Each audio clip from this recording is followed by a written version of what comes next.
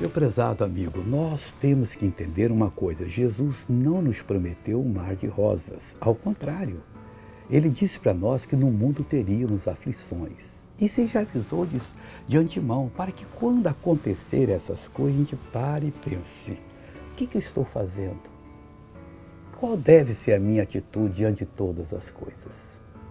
E quando a gente chegar a uma conclusão, então vamos tomar posse. Vamos assumir o que é nosso. Vamos exigir a saída do mal, e o mal vai bater em retirada.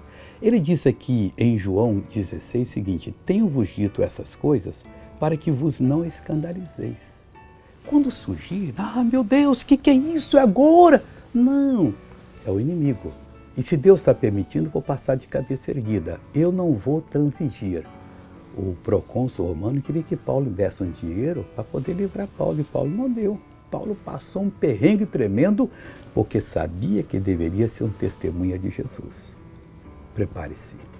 Veja essa pessoa abençoada. Eu tinha um problema no corpo desde 2009. Era nas pernas. Por um problema nos nervos, comecei a sentir dor na coluna. Sinto muita dor no pé esquerdo e também no outro. E como caminhava com esse mal? Caminhava arrastando a perna. Assim? Sim. Não usava bengala? Usava bengala, mas eu a deixei ali. Cadê a bengala dela? Quando o senhor disse se abaixe, quando pediu, eu estava sem a bengala, mas consegui me abaixar pela primeira vez depois de muitos Quantos anos. mais ou menos? Bom, há 7 anos sofri esse acidente. 7 anos. E como caminhava com essa bengala? Me mostre, por favor. Caminhava assim, arrastando a perna. Assim. Agora coloque a bengala sobre o ombro, por favor. No ombro. E ande aqui no corredor agora. Ande, porque Jesus é meu. Agora eu vou orar, Pai. Em nome de Jesus eu venho a Ti. Venho buscar a Tua presença. Deus, eu venho orar ao Senhor.